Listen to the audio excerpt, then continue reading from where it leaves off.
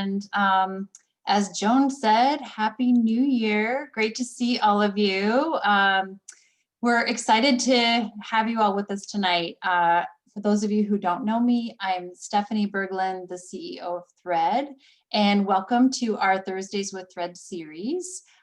This is a series of trainings and conversations that we're doing to support you with important information and resources and connecting you to experts related to COVID-19. So we recognize there's a lot of information to navigate with COVID, a lot of important just pieces you need to know to keep your business solvent and children and families in your care healthy. So we want to connect you with need to know information through this platform. If you haven't already visited our COVID-19 Resource Center on our website, I invite you to check it out. There's a lot of information on there. We're updating it almost daily. And then you should also be receiving our COVID-19 e-news. So if you aren't familiar with either of those, please reach out to Cassie or private chat her and we can add you to that list. So tonight's session is about federal financial assistance round 2. We were happy to see in December that Congress and then President Trump signed another COVID relief package. That's great because we know additional financial support is critical to the success of your business. So before we get started, Cassie Hulse, our Director of Education and Training, is going to help us with some housekeeping.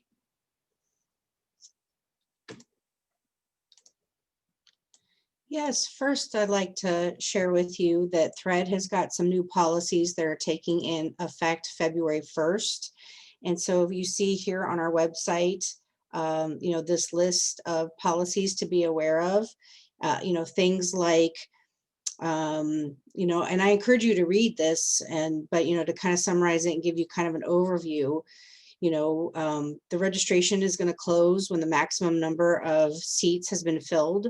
However, if the maximum seats have not been filled, we're still going to close the class registration 2 business days prior to the training start date.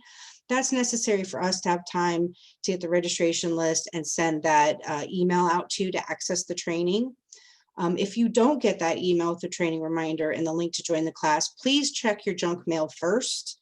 If your email still isn't in your junk mail, you can contact Thread during business hours and we can have that email resent to you. If you register for a training but your plans change and you're unable to attend, please let us know and cancel your registration as soon as possible so we can open up that spot for another person. Something, again, effective February 1st is to receive credit for attending Thread training. You must be pre-registered for that specific training. So you do want to register with Thread and make sure you get that confirmation email that says that you're registered for that class. When we send out the link to access the training, please don't share that link with others. They're supposed to get it directly themselves. And if they don't get it, they can contact us and we can resend it.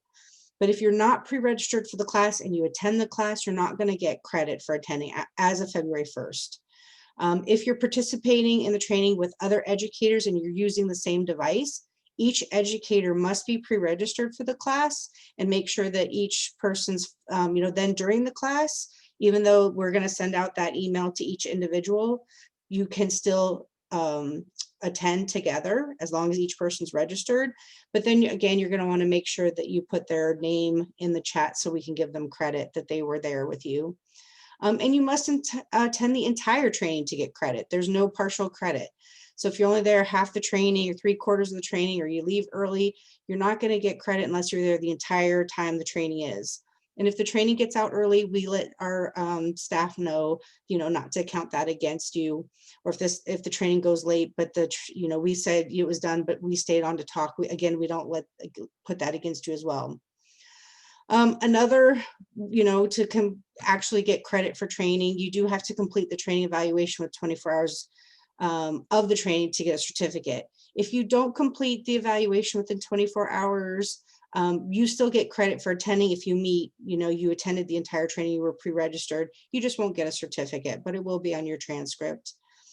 Certificates are emailed within 30 business days of completing the training. And then the Thread training, it does continue to be free through June 30th. So please take advantage. of those things. And I see I have a couple of chats. I don't know if those are regarding, oh, I see Jenny's talking about it. Great, super. All right. And then I will, oh, stop my share and go back to my PowerPoint for the housekeeping items.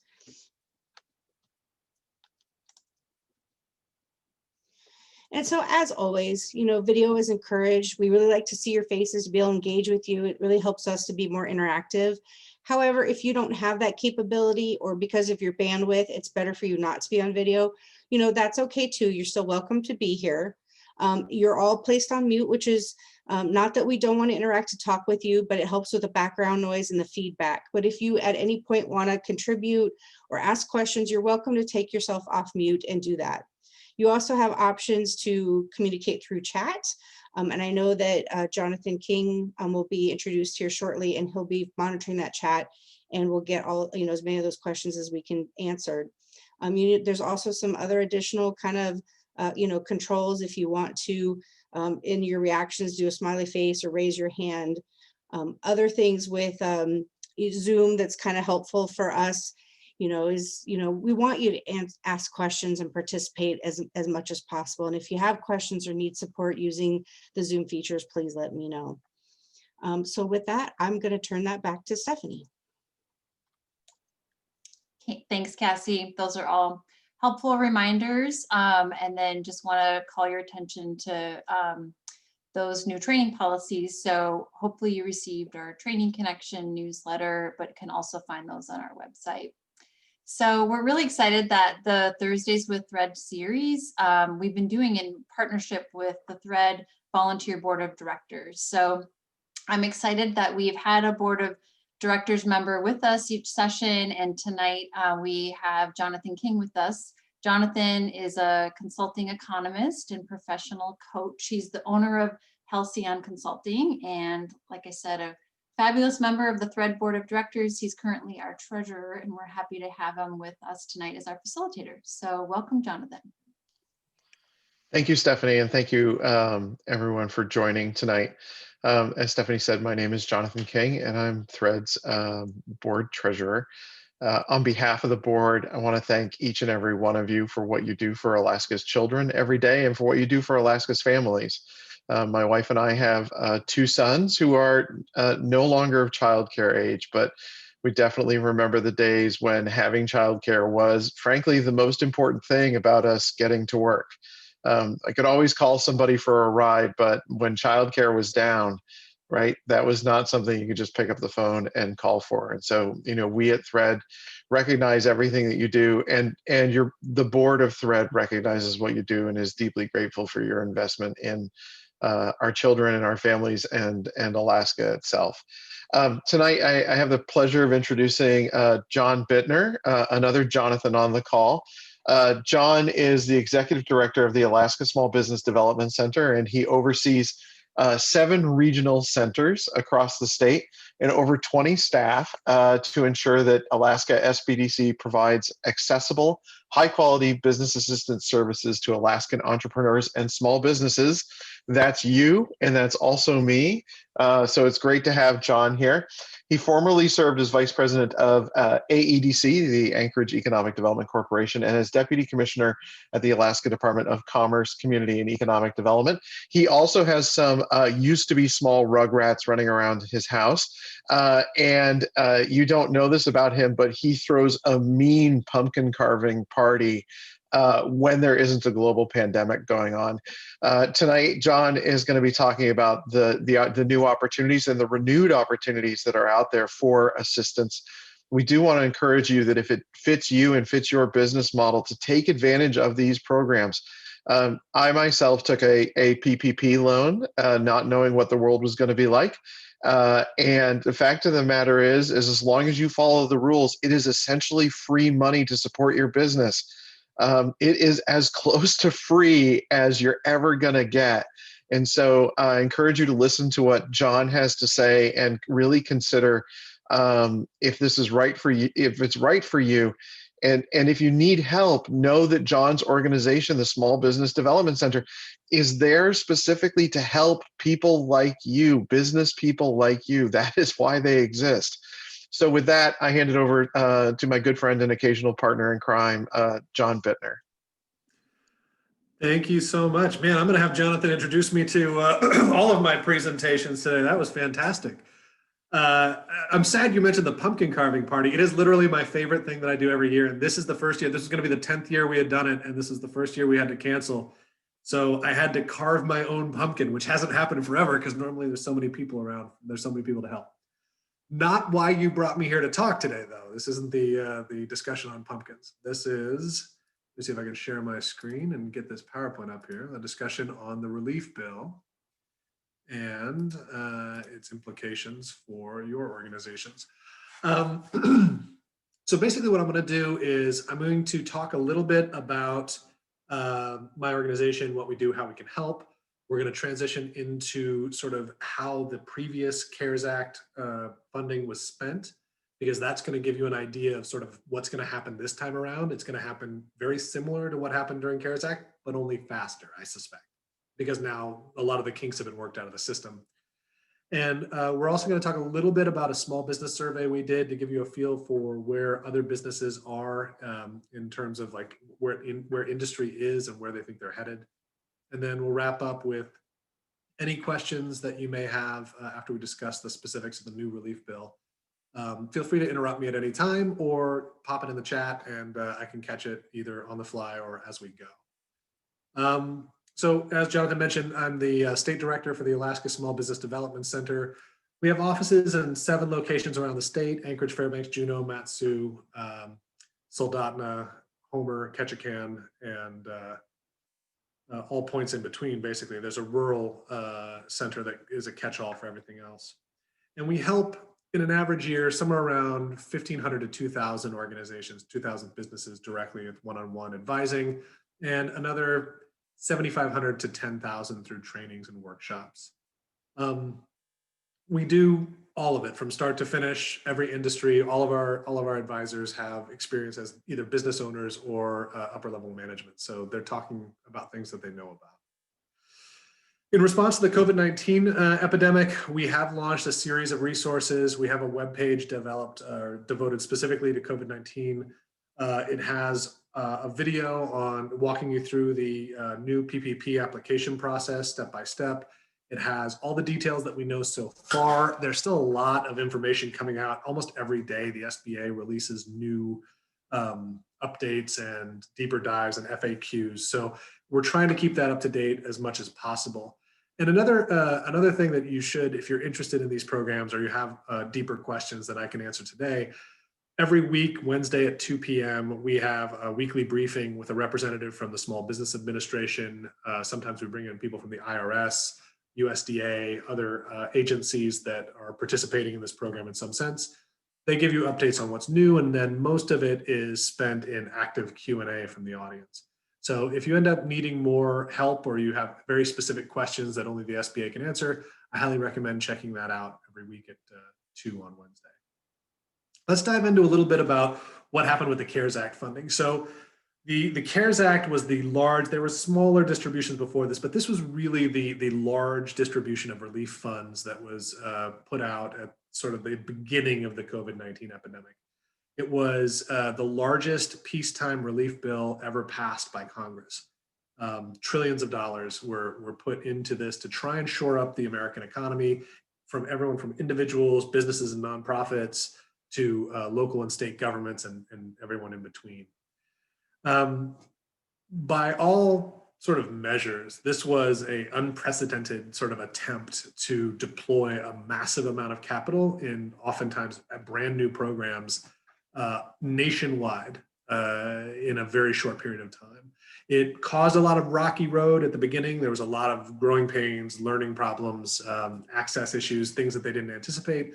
But all in all, it was an amazing feat that was sort of accomplished by the organizations, both private and public sector, that participated. Here in Alaska, we received somewhere around, it's a little hard to say because not all the programs release as much data, but we as a state received somewhere in the $5 to $6 billion range. Now, not all of that went to businesses. Some of it was in the form of $1,200 individual payments to eligible men, women, and children across the state. Some of it was in $600 supplemental unemployment insurance payments. That was a large chunk of it.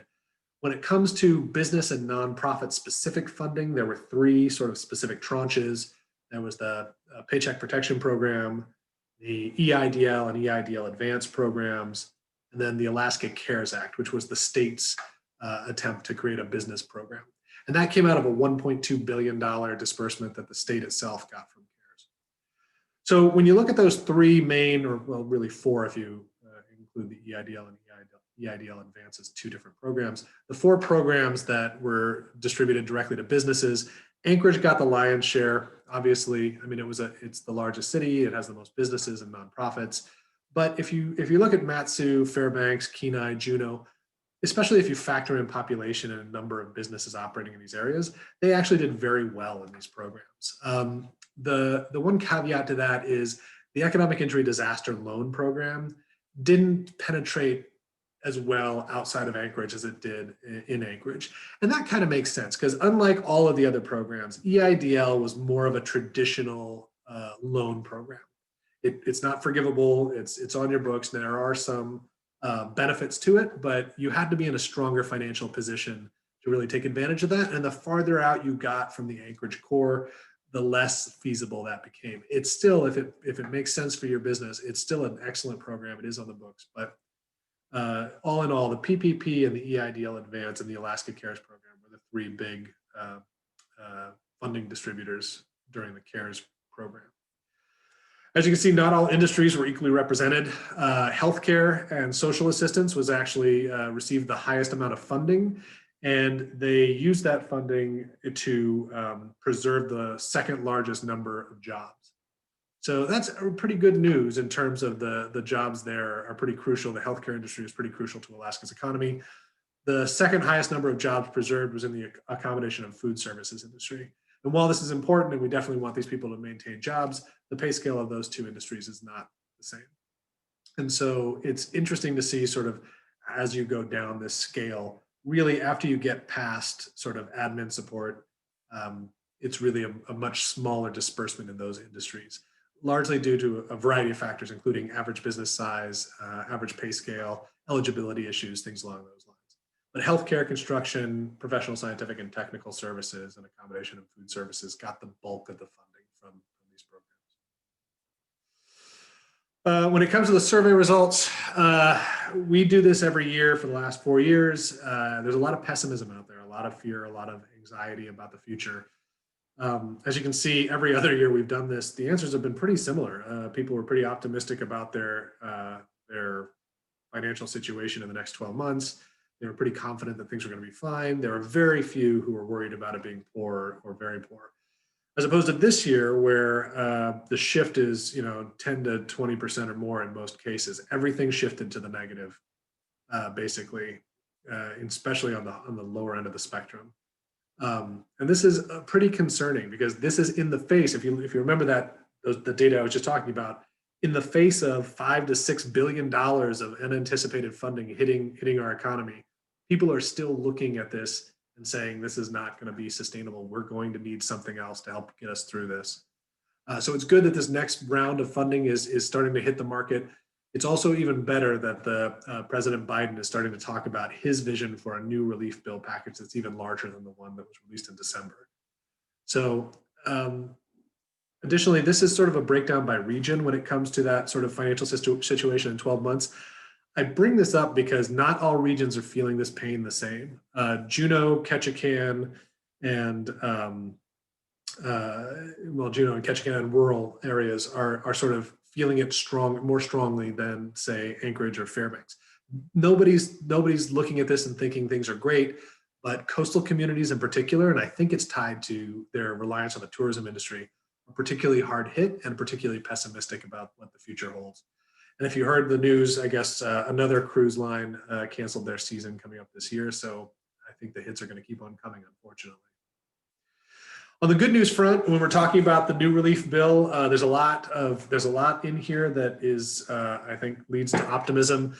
I'm glad they passed it. This made it through at the sort of tail end of December. There was some concerns that they weren't going to get to a consensus in time, but eventually they did. They passed a $900 billion relief bill. They didn't bother to come up. It was so last minute they couldn't come up with a decent acronym, so nobody really knows what to call it. It's just the new relief bill until the next one comes, and then I don't know what we're going to call this one. Some of the highlights on this, they did include an individual payment. It's not as much as in the CARES Act. It's only $600 for eligible, up to $600 for eligible recipients. They also re-upped the unemployment insurance extra payments, but only $300 as opposed to $600. Every little bit helps, but more I think probably would have been better. We still have quite a few people on the unemployment rolls here. They also recapitalized the Paycheck Protection Program, the EIDL and the EIDL Advanced programs. So those are back, coming back online as we speak. And they also created several new programs centered around industries. The live venue operators, this is for theaters, live performance businesses. There's also money for fisheries. There's specific money for childcare. I was talking with Stephanie about this beforehand. She knows more about this than I do, but again, there's not a lot of information out there about most of these programs. They're still being built as we speak. The PPP is one of the more fleshed out because it's been launched. And then as you get farther away from that, the less we kind of know outside of what was in the bill. There were some tax incentives that were extended, and beyond that, there's a few other smaller programs, but nothing really worth mentioning here. The funding is going to be rolling out sort of over the next, I'm hopeful it's not much longer than the next 2 months, honestly. Individual payments started hitting bank accounts on January 1st. So those have mostly been deployed. I think there's still some going out, but for the most part, that funding should be out on the street, hopefully by the end of this month. The Paycheck Protection Program had a soft launch last week. Basically, it was opened up in a limited fashion to specific businesses, women, minority, veteran-owned, and those in low-income, underserved neighborhoods. The difficulty there was the only financial institutions that were allowed to participate in processing those applications that early were the kind that we had very few of, none of whom in Alaska participated. So in that first week, we actually, even though the program was nominally open, no Alaskans that I know of were able to submit an application for it, unfortunately. The good news is starting on Tuesday, they opened up the program basically to all lenders. As far as I know, every lending institution that participated in the state during the CARES Act PPP is again participating this time around. I definitely know for sure that the top 5 processors of applications, Northrim Bank, First National Bank of Alaska, Key Bank, Alaska USA, First Bank, and Wells Fargo, so I guess the top 6, are all participating again. And they were actually accepting applications last week, even though they couldn't process them, just to get them in the hopper so that they could hit the ground running on Tuesday. If you are, if any of those are your lenders, especially if you have received a PPP from any of those in the past, I highly recommend reaching out to them again and trying to stay with that lender for your next PPP if you go for a second round. The application process is significantly easier. There's less paperwork if you go with someone you've already gotten a PPP through. The Economic Injury Disaster Loan Advance Program is not out yet. We'll talk a little bit more about that in a second. They're still working out some details, and most of the rest of the funding is still in the sort of concept stage. They aren't really even releasing much in the way of data. So let's talk about the Paycheck Protection Program. There was $284 billion allocated or reallocated, I suppose, to the PPP. And there are some carve outs within it. So there's I think 25 billion that's been carved out for those underserved businesses, minority owned businesses, low income neighborhood businesses. There's also another portion of the funding that's been carved out for first time PPP applicants. So if you didn't choose to go for a Paycheck Protection Program loan the first time around, or if you weren't eligible then, but are eligible now due to expanded criteria, you can actually go in and get your first PPP loan. The criteria for that are the same basically as they were during the CARES Act. 500 or fewer employees, The same types of organizations, although they have added 501c6s to the mix, so those can apply now and they couldn't before. The same 2.5 times your average monthly payroll is the amount that you're eligible for, things along those lines. So I'm not going to spend a lot of time talking about the details for first-time PPP because that has been really well documented, and if you need information on that, there's a lot out there for that. What I am going to focus on is sort of the big change, and that's second round PPP. So if you have already received a Paycheck Protection Program loan, you're eligible, or you may be eligible for a second one. And there's a few nuances to how they change the program for second-time applicants that we should talk about. One that's probably not going to impact Alaskans almost at all is they've lowered the bar from 500 maximum employees to 300 maximum employees. Largely speaking, most of the businesses here in the state fall in the 300 or less category, so it shouldn't be a problem. One of the other issues one of the other sort of requirements that they've added in is you have to be able to show at least a 25% reduction in gross revenues between a quarter in 2020 and the same quarter in 2019. So if you choose Q3 2020, you have to pick Q3 2019, and you have to be able to show a 25% reduction in gross revenues. Now that doesn't include if you received a PPP, if you use that time period where you had a PPP, that's not included in your calculation. So you're not going to be penalized for having gotten relief funds before. But you must have spent all of the PPP you already received before you can get a second one. So if you're still spending that down, and most people, this should be a problem, the majority of Paycheck Protection Program funding hit Alaskans' bank accounts back in April, May, somewhere in that range. That was like 90% of the dollars came in that time frame. So based on how short a time period you had to spend it, I would be surprised if many people got tripped up by that. But something to keep aware of. As I mentioned, 501c6s have been added.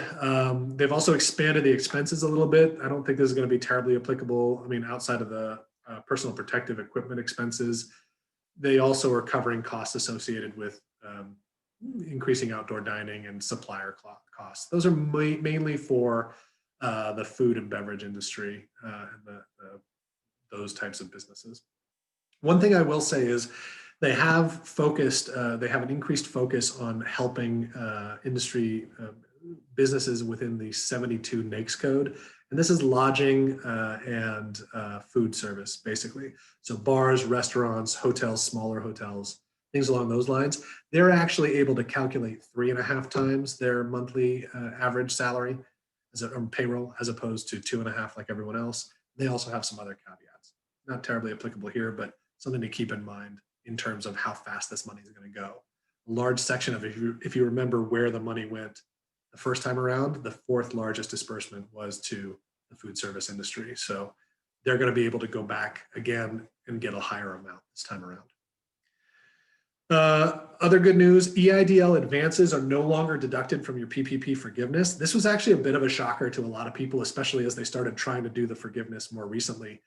In the CARES Act, there was some weird fine print that said if you received those up to $10,000 grants to the EIDL advance program, that amount was actually deducted from your your forgiveness for the PPP. So people ended up finding that they had anywhere between $1,000 and $10,000 loan left over that wasn't forgiven. The good news is in this relief bill, they've actually gone back and fixed that retroactively. So all of those people that were sort of on the hook for those loans are going to be made whole. And going forward, you're not going to be penalized for getting those EIDL advances. So that's good news. The funds are also no longer taxable as income, and you can still make deductions that were otherwise deductible expenses. So this is really good news for a lot of businesses that were using this that were trying to avoid having this funding sort of mess up their tax brackets and their returns. To give you a feel for the speed at which these applications are going to go, in the first week when it was a highly limited entry, only specific types of businesses, underserved businesses in low-income neighborhoods, and only a fraction of the financial institutions that participated in CARES Act, they still processed 60,000 PPP applications worth $5 billion. So there's still $279 billion to go, but If you look at the number of lenders that have joined the pool in the last week, like I said, Alaska had 0 of these specialized lenders that were eligible for this first week. We have 250 lending institutions that processed Alaskan PPP applications through the CARES Act. So I think that you're going to see a huge number of institutions really step up and start processing these quickly. If you are planning on taking advantage of the PPP, don't wait. There's a chance that if there's another relief bill, it'll get recapitalized, but who knows how long that's going to take or what changes they'll make to the program. I would highly recommend getting in the queue now. Some other programs that are out there that may or may not be of interest to you. The SBA also expanded its debt relief payments. So there's $3.5 billion in the bill, in the relief bill, that will allow them to continue paying for principal and interest on any of the SBA's loan program products. So that's the 7A loan, the 504 loan, and their microloan program. Basically, for a certain number of months, depending on different criteria, you can have the SBA will automatically start paying your loan payments for you. And this applies even if you get one of these loans now after the relief bill is passed. You can still get one of these and end up with anywhere between 3 and 6 or 3 and 9 months worth of loan payments covered for you. The EIDL advance grants, as I mentioned, these are $10,000 grants. They are the most flexible of the funding. This time around, it looks like they're not. When the CARES Act came out, they based the amount you could get up to $10,000 on the number of employees you had. It's looking like they're not going to do that this time around. This time around, they're just going to start giving out $10,000 disbursements. But I think they're going to start by reaching out to all of the recipients who are eligible for this round of EIDL advances who received a partial EIDL advance through the CARES Act. So last time around, if you received only like $5,000, the SBA over the course of the next few weeks is going to reach out to you and indicate how you can apply for the other $5,000 to get you all the way to 10. Once they do that, I think they will open it up to new applicants who are looking for $10,000 distributions.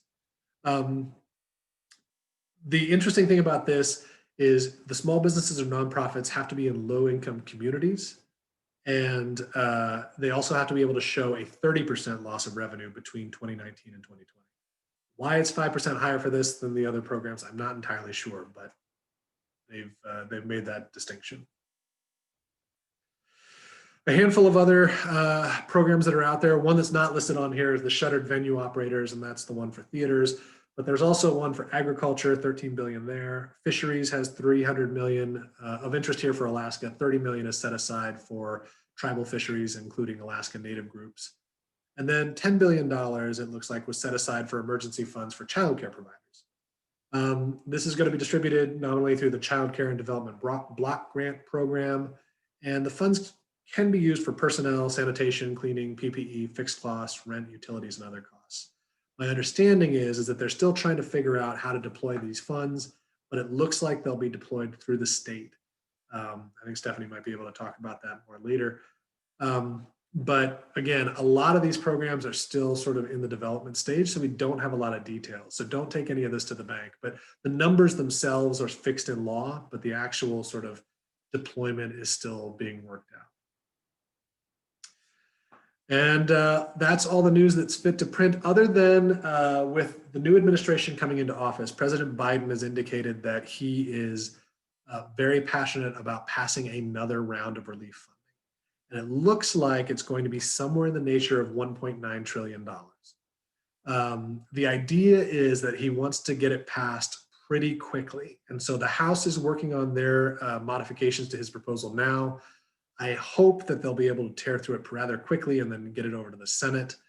Some things to keep an eye out for. Obviously, more child care specific funding, another round of PPP funding, because I think this round is not going to go anywhere near as far as they need it to, as well as from a state perspective, I think we need another round of state and local government funding, similar to the $1.2 billion that was in the CARES Act.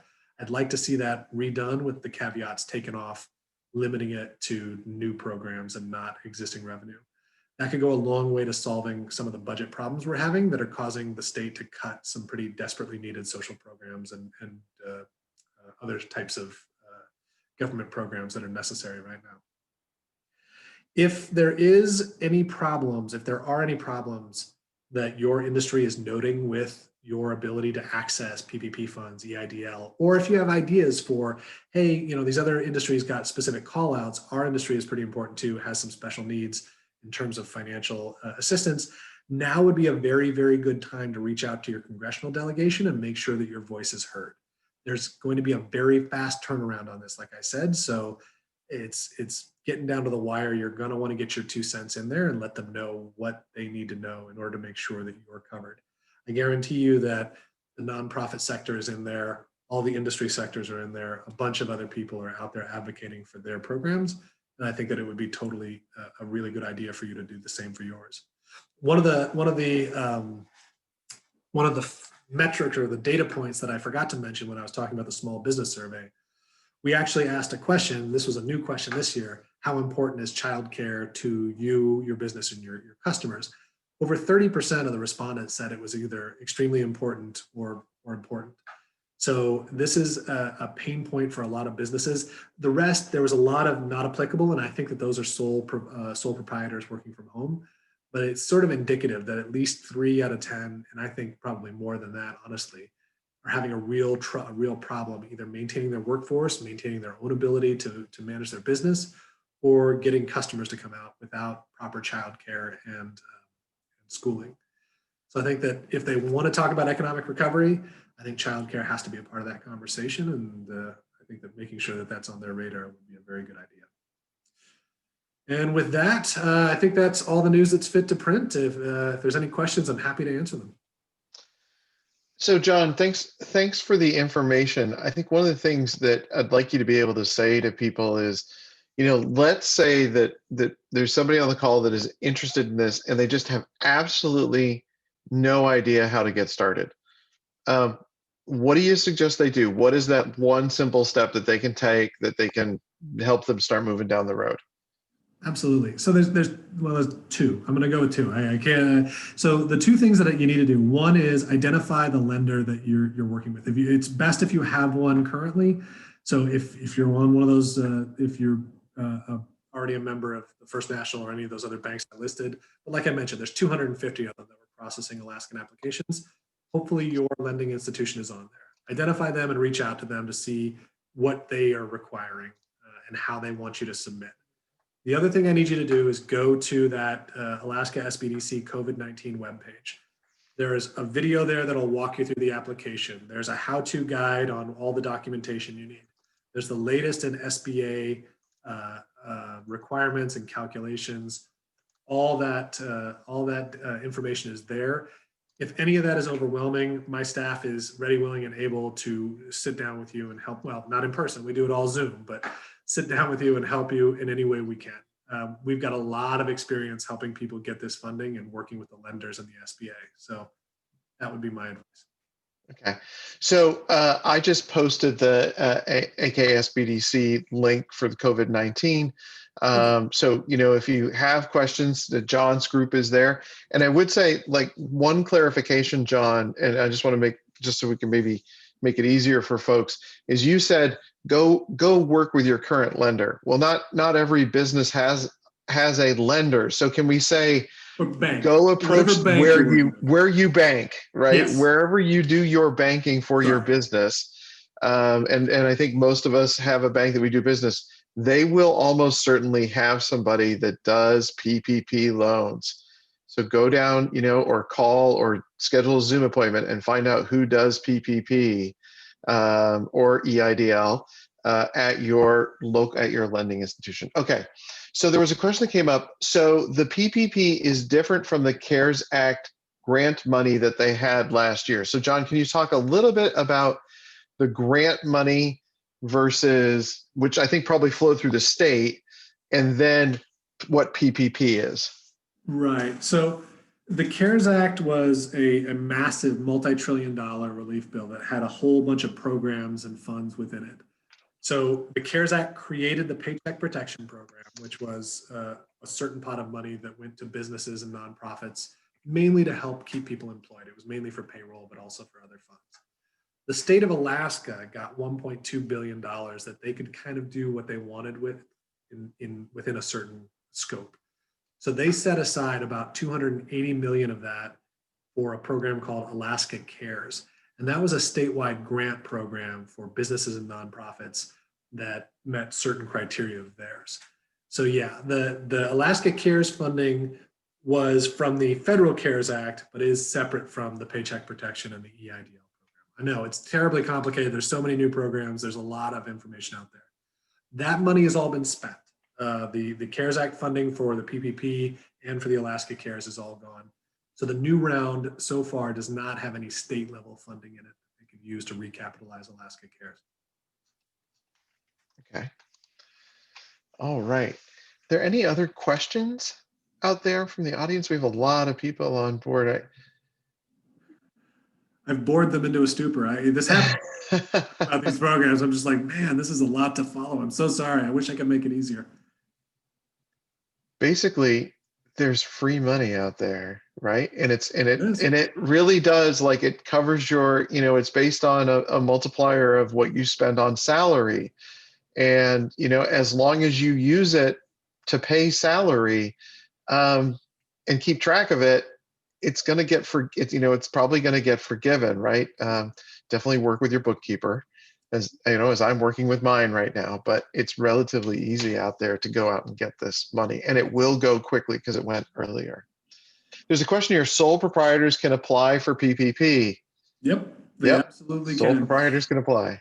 And the new changes to the PPP program actually make it much more manageable for sole props to do the calculations and things like that. A lot of them had a little bit of problem during the CARES Act rollout. This time around, it'll be much better. Yeah. So you as a sole proprietor, you still pay yourself, and so you can still you can take that money. The numbers that you paid yourself and go through the calculations, and the lending institution will have to go through this with you, right? Because they'll need to verify it in order to know how much they can lend you.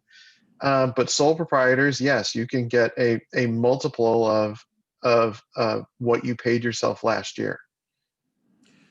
Yep. And it can be split 60%, up to 60% has to be used for payroll.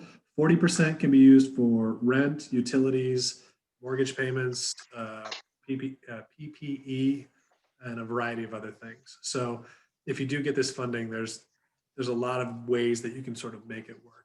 You also have up to 6 months to spend it now. So you can pick either 2 months or up to 6 months. So there's a very long lag time. It'll be real hard for you not to spend these monies in a way that makes them forgivable. Stephanie, yeah.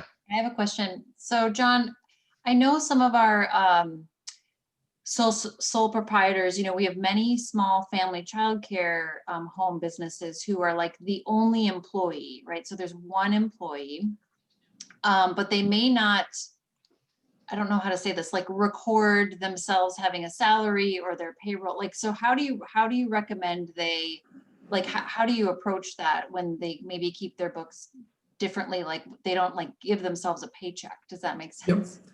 So the changes that they made to the calculations specific to sole proprietors and similar organizations, they have a variety of ways. And so without knowing the specifics, it's hard for me to tell you do it this way or that way. But if you reach out to our organization, or if you look on that website, there's really good detailed information on how to do it. Also, whatever bank you're working with, they'll be able to help you as well. But they built in some new calculation possibilities that will hopefully work for you better than the old ones. Okay. We also had a question. No, we had a comment come across on the chat that said we got our second round app submitted today. So I was happy to hear. Don't wait. Congratulations. Well done. Awesome. Well done. Congratulations. And if it feels like we're promoting this, I think as a board member, I want to say that we as an organization recognize that when when the vaccines start to flow out and when people start returning to school and when the jobs start returning, which will be in 2021, then the demand for childcare services is going to return to where it was or close to where it was. And the fact of the matter is that we need every single one of you to be there when demand returns to normal. Otherwise, we're going to have families that can't find childcare, and when families can't find childcare, that means that parents, particularly women, don't get to go back to work, and that limits our economy and it limits our families. So we, if you hear us saying, please think about this, it is really because we care about you, and we need you to be there when the economy comes back to normal, which is, that healing is going to start this year within the next couple of months. So that's why we've been kind of maybe pushing it a little bit tonight to say, check this out. Yeah, thanks, Jonathan. I just want to add to that, and just encourage you to ask any question. There's no dumb question about like how we can support you with this, because in the surveys and information we've been collecting from you, it looked like not very many programs applied for the PPP. Yet you're telling us, all the data is also showing that financial support is your greatest need. So we need to help connect those dots. And you can let us know how we can best do that with more information. So this is important for you. And so we want to make sure that we're giving you that information, and then that soft handoff to John and his team too, so they can help you directly.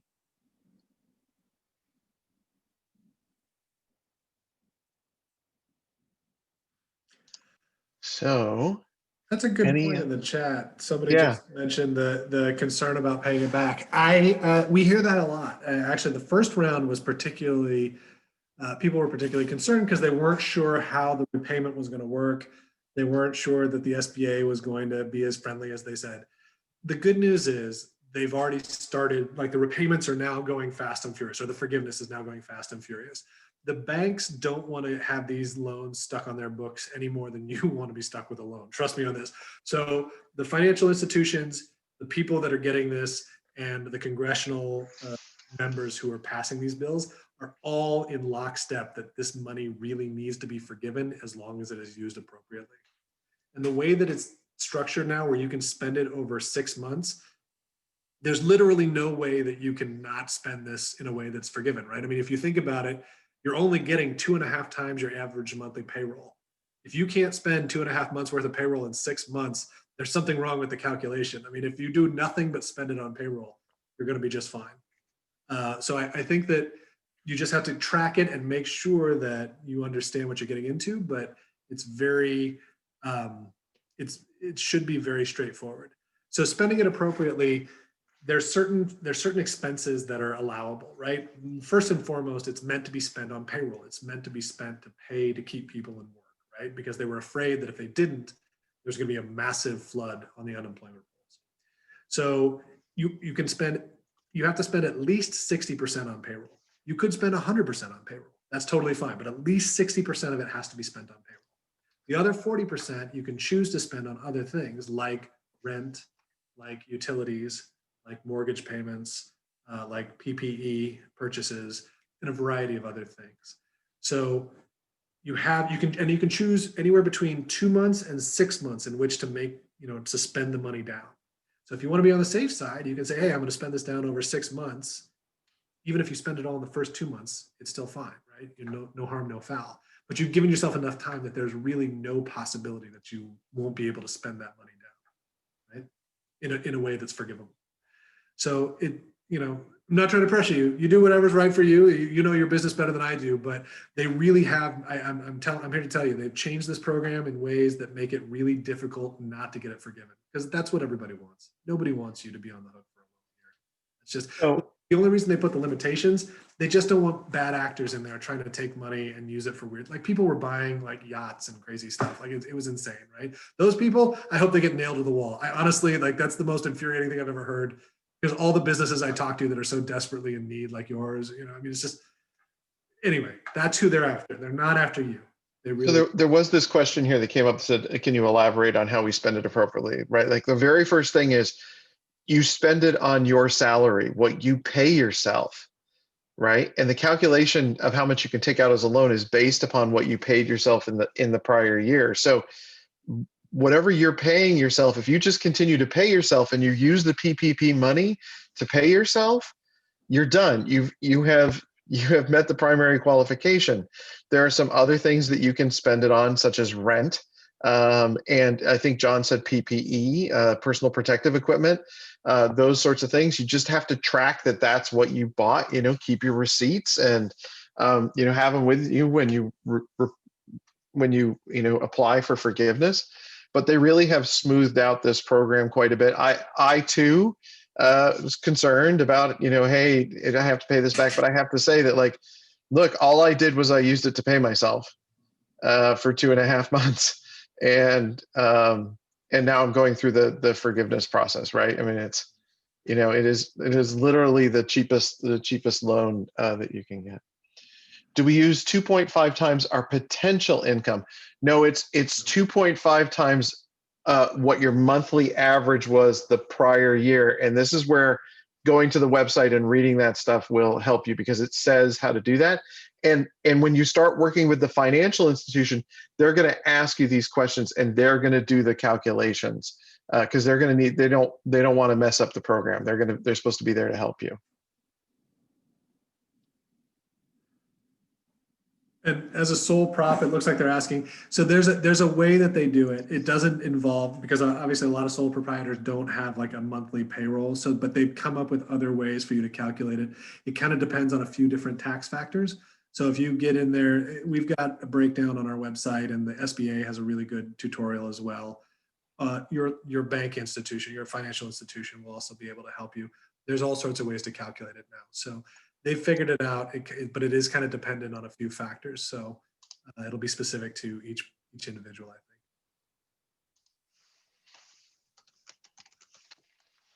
think. Okay.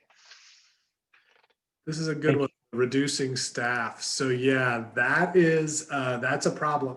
There are some restrictions. If you take out the funding to maintain your staff at a certain level, like 2.5 times your average monthly payroll, if you start laying people off, that's really counter to what the program's trying to do. So it is very difficult. It also is difficult to start paying people less, honestly. There's certain flexibility in there. You can reduce some hours and things along those lines, but it gets real dicey if you're letting people go. And that is, you want to be real careful with that and make sure you understand what the limitations are there. Okay. Any other questions? So I'm going to repost just one more time here in the chat the website to the link to John's website in the Small Business Development Center and their COVID-19 website. Do take the time, if you're interested, to go and read about this stuff. If you still have some questions, call John's staff, and also call your banker and say, I'm thinking about doing this. Do you have anybody that I can talk to that can walk me through this, especially if you have some of these concerns? They are overcomable obstacles.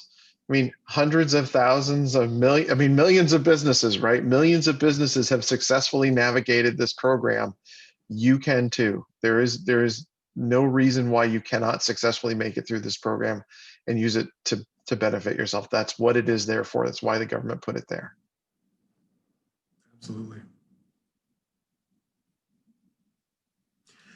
As we're thinking of final questions, I wanted to just add a few of the resources that are also available for you right now.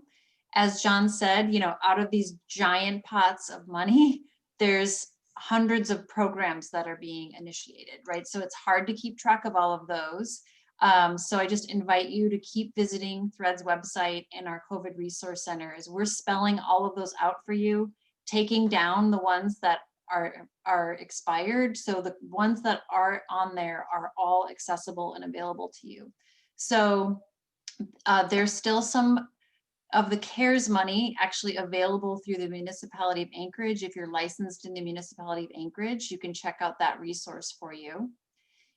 In addition, I wanted to, for those of you who are participating in the Child Care Assistance Program, there's 2 benefits available for you right now. Hopefully you've seen the opportunity to have parent copays waived for 3 months. And in additional, there's a benefit for you to support your school agers through child care assistance.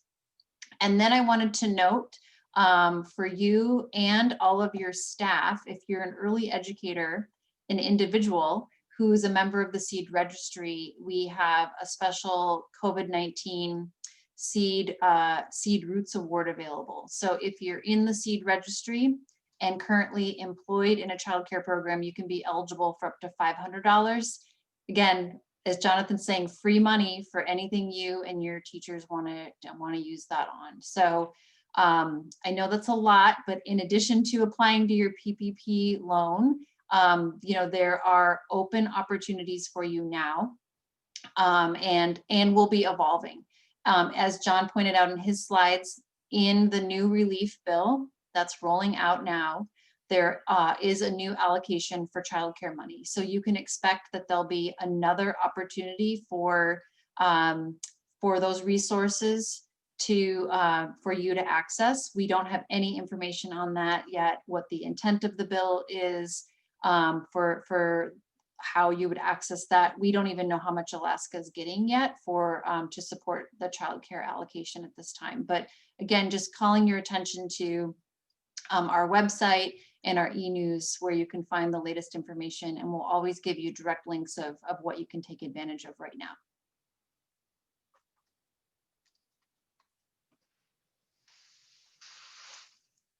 All right, there was a question that came through. Stephanie said, when are we looking at getting the seed money? Yes, that's a great question. So we have started processing the SEED Roots applications as of January 1st.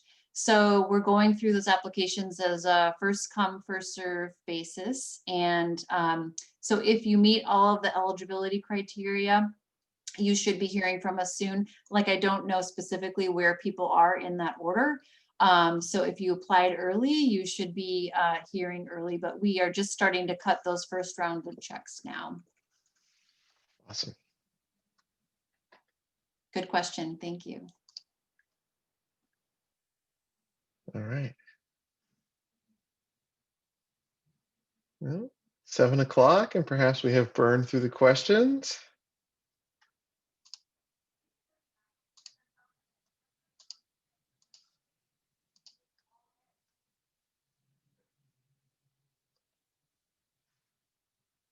All right.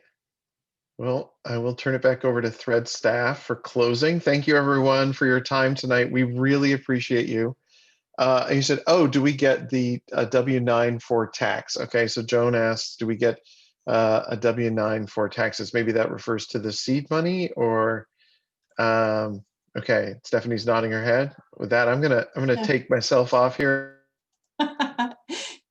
Yes, so thank you all. You've noticed we've included, since we're giving out more and more money, W-9s is a requirement. So if you have received more than $600 from Thread in a year, that is taxable. So you will receive information from us that will be applicable for your taxes. So that's what you need to know. And I'm happy to, if you want to email me directly, I'm happy to give you more information on that.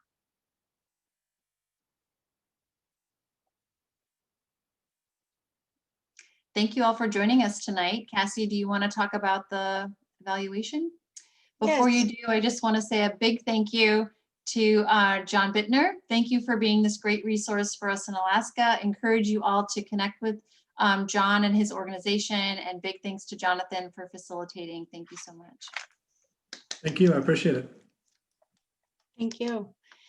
Yes, so I had so many things to say at the beginning with those new changes and policies that I forgot to say that this webinar is being recorded, but you should know that because it prompted you to accept that it's being recorded. But as always, you only get training hours for attending the live session, but the recording is going to be available on Thread's website for informational purposes only. I did put in the chat, and I'll do it again, the website, the link that you can hit to take the evaluation along with the class code. If you can't see the chat, the class code is SC012121. So that's SC012121. Kind of feel like bingo, right? And I'll stay on for a while if you have questions or need help with that link. I just keep popping it into the chat along with the class code. And last chance, if you've got more than one person sharing a device, make sure you get their name in the chat. I did save it about midway, but I'll save it again in the chat to make sure that everybody gets a credit for attending this evening. So I believe that's everything. That's good night. I'm going to go ahead and end the recording, but I will stay on if you need help with the evaluations. And at any point when you're done, you're welcome to leave.